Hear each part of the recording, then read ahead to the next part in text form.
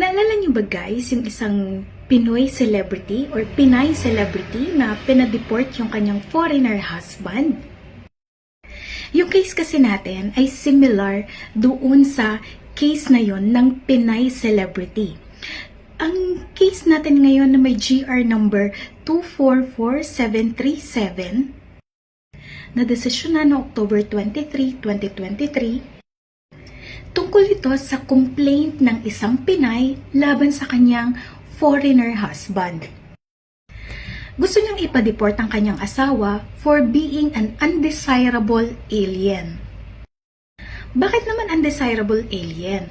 Well, ayon dito kay Pinay, ikinasal ng 3 beses ang kanyang foreigner husband sa iba-ibang babae during the validity ng kanilang marriage.